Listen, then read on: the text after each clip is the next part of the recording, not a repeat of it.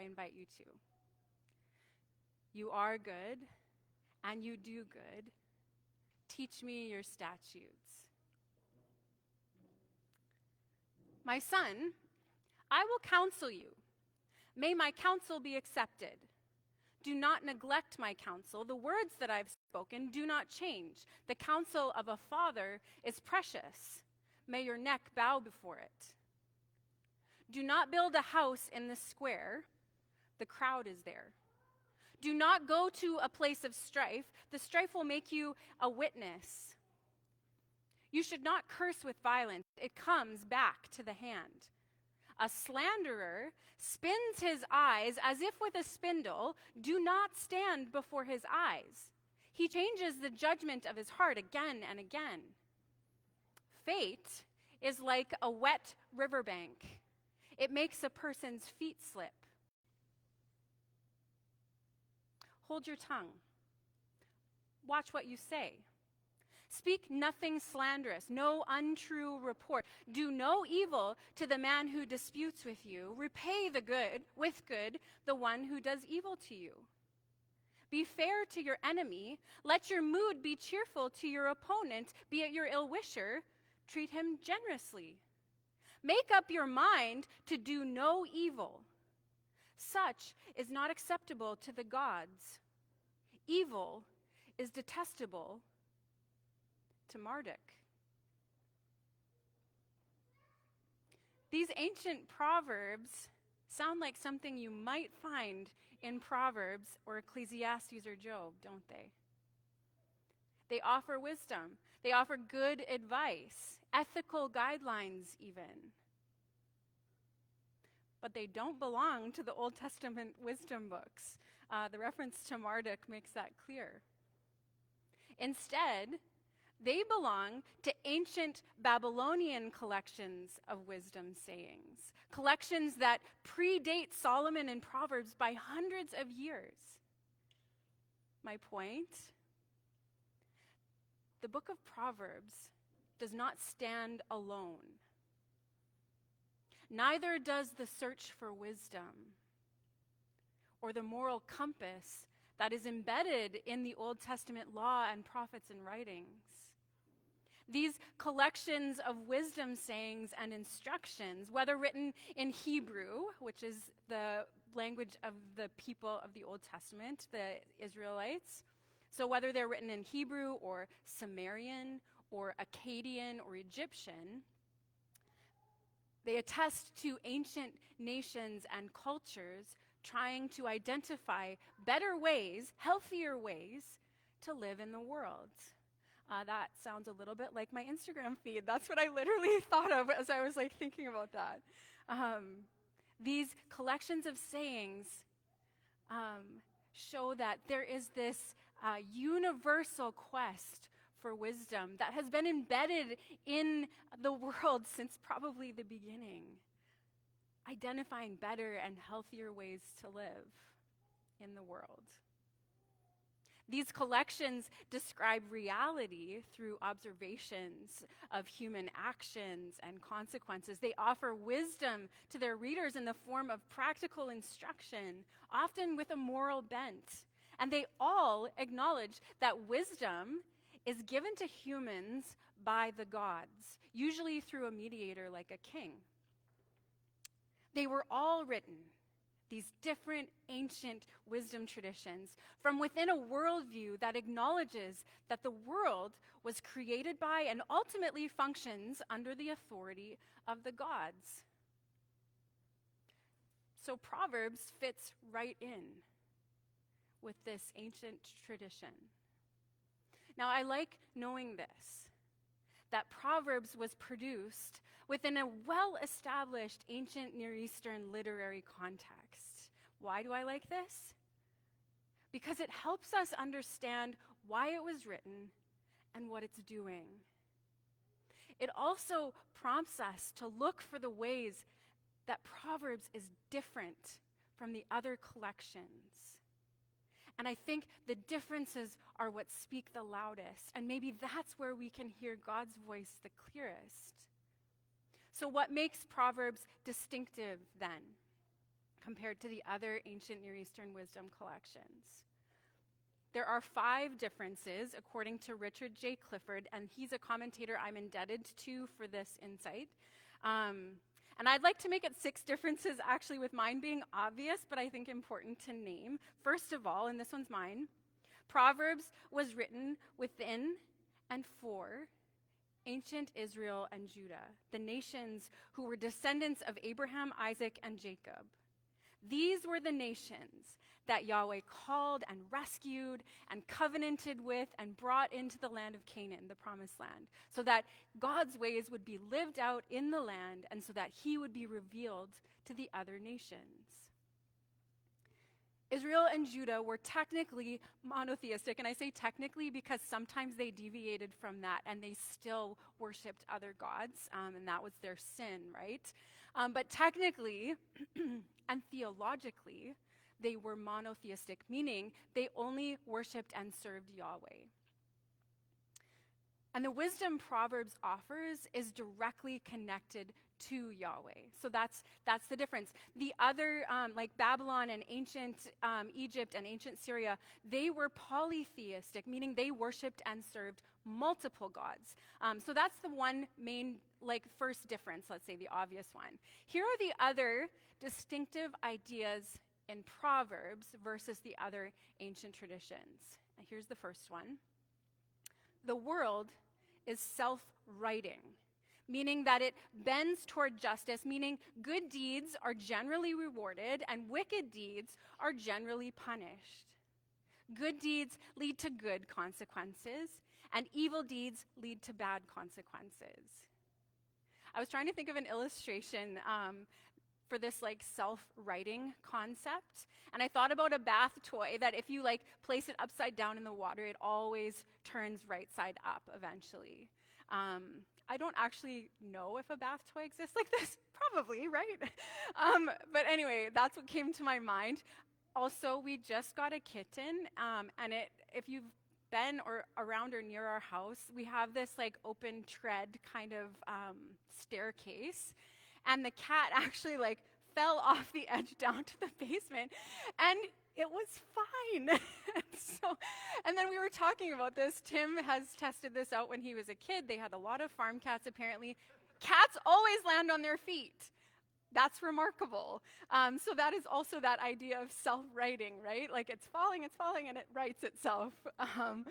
So anyway, there are your 2 illustrations. So all of that to say, Proverbs acknowledges that God made the world self-righting and moves in the world and moves the world this way, and that we humans, most of us at least, tend to also move in that direction. Here's the second distinctive idea in Proverbs. It consciously ties 3 things to wisdom. So these are the 3 things. It acknowledges reality. So think of wisdom in the center and these 3 things maybe around it. Acknowledges reality, doing what is right, and submitting to God and God's ways. It often does this by contrasting what's good and what isn't good. And it shows us that wisdom includes justice and piety, which means respect or reverence for God. Here's the third distinctive idea in Proverbs. It tends to see the human person as an extraordinarily free knower and doer, meaning we are not puppets or slaves to the gods, but we are free to choose what we do and how we respond. Clifford points to how Proverbs expresses our ability to perceive and decide and express and move in this kind of freedom by its references to our eyes and our ears and our mouths and our feet and our hearts. It's always using parts of our body to describe this freedom that we have. We decide what we look at. We decide what we listen to and what we say and where we go and what we prioritize. The fourth distinctive is that Proverbs uses contrasting pairs to describe human behavior and its consequences. It contrasts types of people. It contrasts the wise and the foolish, the lazy and the diligent, the rich and the poor, the righteous and the wicked. And according to Clifford, each set of these polarities, so these contrasts, has its own concerns. And we're going to look at one today. This leads us to our last distinctive in Proverbs. This ancient Near Eastern collection of wisdom, which is directly connected to Yahweh, describes two ways, two paths: the way of the wicked and the way of the righteous. These paths not only illustrate character and behavior, but they illustrate the choice we have to walk on one path or the other. And we also learn where each path leads. Listen for the description of these paths in Proverbs 4. This is when the father is still talking to the son. We looked at that one of our first 2 weeks. So I'm just going to read. If you want to follow along, that's great. It's chapter 4, starting in verse 10 and going to verse 19. Excuse me. Hear, my son, and accept my words, that the years of your life may be many. I have taught you the way of wisdom. I have led you in the paths of uprightness. When you walk, your step will not be hampered. And if you run, you will not stumble. Keep hold of instruction. Don't let go. Guard her, for she is your life. Do not enter the path of the wicked, and do not walk in the way of the evil. Avoid it. Don't go on it. Turn away from it and pass by. For they cannot sleep unless they have done wrong. They are robbed of sleep unless they have made someone stumble. For they eat the bread of wickedness and drink the wine of violence. But the path of the righteous is like the light of dawn, which shines brighter and brighter until full day. The way of the wicked is like deep darkness. They don't know what they stumble over. The imagery we're given in those last 2 verses is helpful, right? The path of the righteous is like the light of the dawn. Think about the sun rising. It shines brighter and brighter until full day. That's what the path of the righteous is like. The way of the wicked, in contrast, is like deep darkness. Think about what that means, what that looks like. They do not know what they stumble over. And now it's time for my annual reference to the Lord of the Rings. Pastors are allowed 1 per year. I reference it here because it's in these books and films where the distinction between the way of the righteous and the way of the wicked, between good and evil, is impossible to miss. I literally could have picked from so many scenes, but what came to mind as I was reading through all the descriptions of the wicked and the righteous in Proverbs were these 2 scenes from the 2 Towers. So that's the second book or movie. To give a little background, Theoden, king of Rohan, has been put under a spell, and his advisor, Grima Wormtongue, is ruling the city in his name in allegiance to the evil Saruman, which is like a bad wizard. Saruman's army of orcs is strengthening, and it's roaming freely across the lands of Rohan and killing whatever is in their path. Theoden's nephew and niece come to tell their uncle, who's sitting on a throne but is like pretty much like unable to talk or think clearly. His eyes are like clouded over. They come to tell their uncle that his son was ambushed and badly wounded by the orcs, and Grima is there, intent on silencing them so that the evil can continue unchecked. In the first scene, he condemns and banishes Theoden's nephew, who is actively seeking justice along with a group of, I would say, warriors, but they're rogue now. They're not with the city because the city is being ruled by Grima. And then in the second scene, just after the death of Theoden's son, Grima, tries to seduce Theoden's niece appealing to her lack of protection. He's like, "You're alone." And she responds, after shrinking from his touch, saying this, and this is what kept echoing in my mind. She said, "Your words are poison." That is one way that the wicked are described in Proverbs. The book mentions the wicked 72 times, and it mentions the righteous 57 times. Too many to pass by without taking a closer look, I think. Their paths are also referenced, along with many instances where they're described in maybe a little bit different language as people who do good or evil. We see in chapter 4 that the path of the righteous is defined by wisdom, by doing what is right. And that long life and the path of the wicked, okay, so the path of the righteous is also defined by long life. And then the path of the wicked is defined by evil and doing wrong and making others stumble and by violence. But there's so much more. I just took lines from, I literally looked at every instance of the wicked and the righteous and a few more. And so I just took lines from right out of the text, basically. So this is how the wicked is defined. The mouth of the wicked is filled with violence. They are treacherous and ensnared by their sin. They're always hungry. Their desires are evil. Their counsel is deceitful. They walk into trouble and they earn deceptive wages. Their words lie in wait for blood, bringing shame and disgrace. And even their mercy is cruel. They pervert the ways of justice. Their worship and their ways and their thoughts are detestable to Yahweh. Their mouths pour out evil. They are arrogant and they refuse to do what is just. They stumble in times of calamity. When they rise in power, people hide themselves. They are overthrown by their sin and evil, and God is far from them. In contrast, Proverbs tells us that the mouth of the righteous is a fountain of life that brings forth wisdom. Their thoughts are just.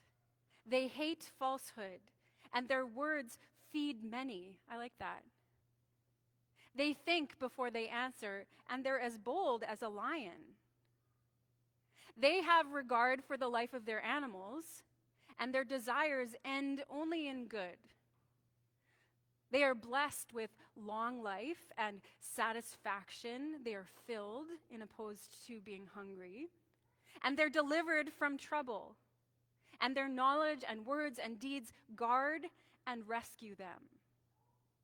When they triumph, there's great glory. God hears their prayers, and their prayers and worship are acceptable to God, and they are loved by God. So the picture that's painted in these descriptions of the wicked and the righteous reveal a way of destruction and a way of flourishing, a way that leads to life and a way that leads to death. And when you look at the descriptions, it makes sense that that's where they lead, right? It makes complete sense. The way of the wicked is so clearly, those walking on the path of the wicked, I should say, they leave destruction in their wake, right? That's what follows them. It's destruction. The way of the wicked is so clearly the opposite of what is laid out for God's people in the Torah, the law. It's an abandonment of the ethic to love their neighbor. Those walking on the path of the righteous, on the other hand, the ones doing what is right and good, they are the ones who presumably live by Torah and who love their neighbors, and what they do is good for God's creation, including themselves. What the wicked do does harm to God's beloved creation, including themselves. And Proverbs is like, these are the paths we can choose. Okay, so now we humans, we like labels, right? We have this bent toward, deciding who's right and who's wrong, and what's good and what's evil, and we put people in those boxes. We also, as we have this bent toward justice, we also have this bent toward judgment. We've talked about that recently. I've raised my hand for a few things like that. It just seems to follow us wherever we go. Who's right and who's wrong? So we could easily fall into the trap of using these definitions of the wicked and the righteous to label others or ourselves. And it's hard not to sometimes, especially when we're on the receiving end of injustice or when we observe it being done to others. But I don't think that's what Proverbs is leading us to. I think instead, it's meant to serve as a guide. We learn the way of the righteous, friends, the way of God's people, through Proverbs' descriptions of both paths. And through them, we are being called to walk on the path of the righteous, which is the way of wisdom.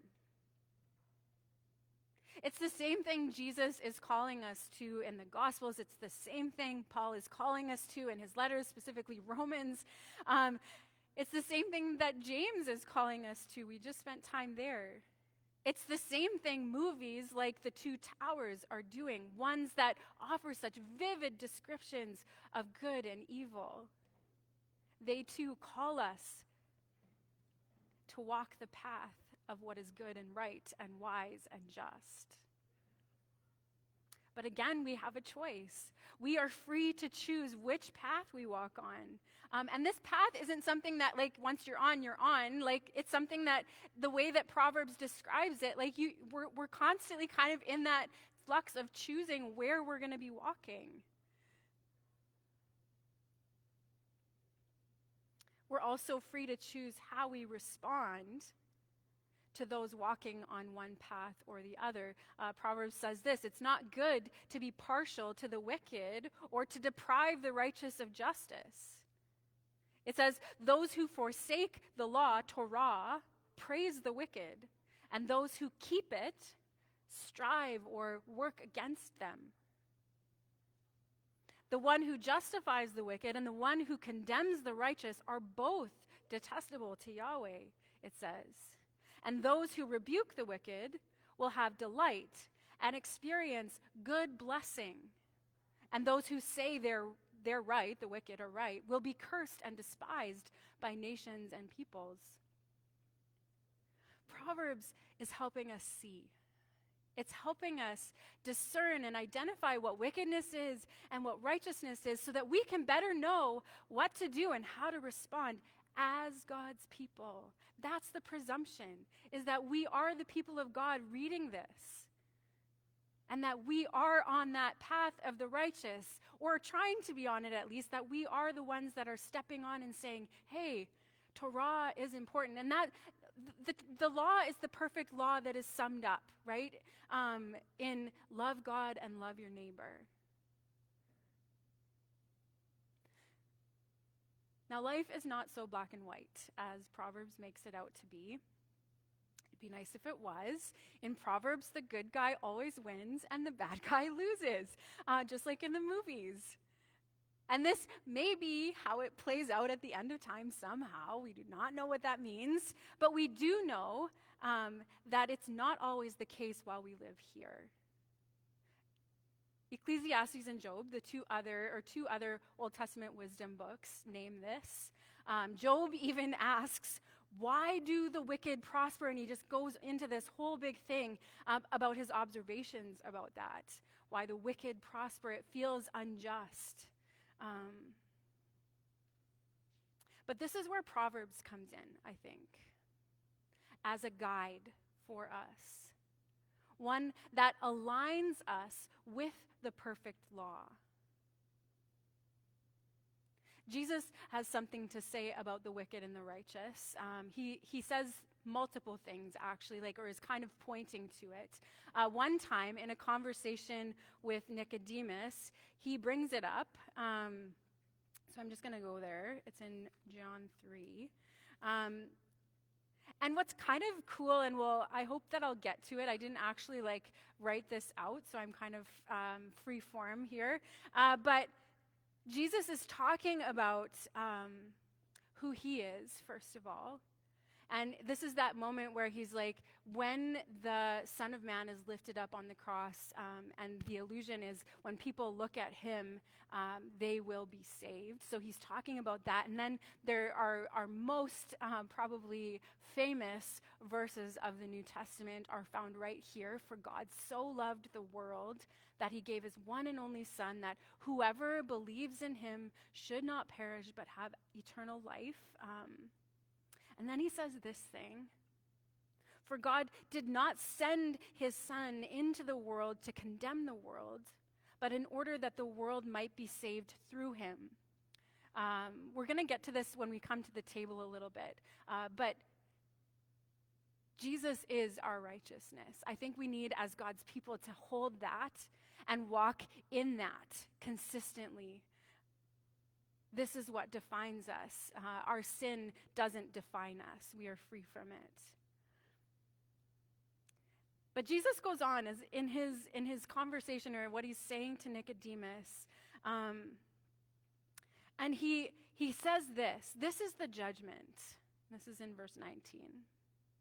The light has come into the world, and people loved the darkness rather than the light, because their works were evil. I see a glimpse of that verse from Proverbs 4, those two verses, contrasting the way of the righteous being the light of the dawn and the way of the wicked being deep darkness.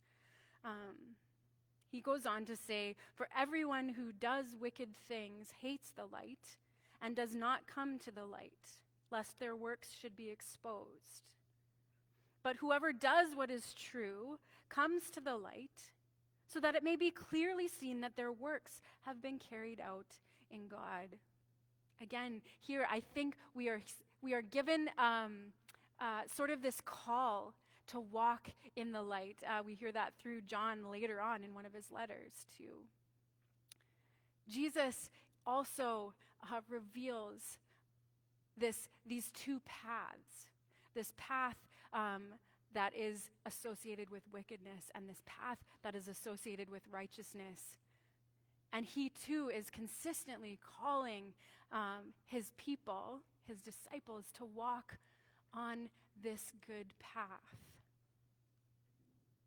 The path of the righteous is like the light of dawn, which shines brighter and brighter until full day. The way of the wicked is like deep darkness. They don't know what they stumble over.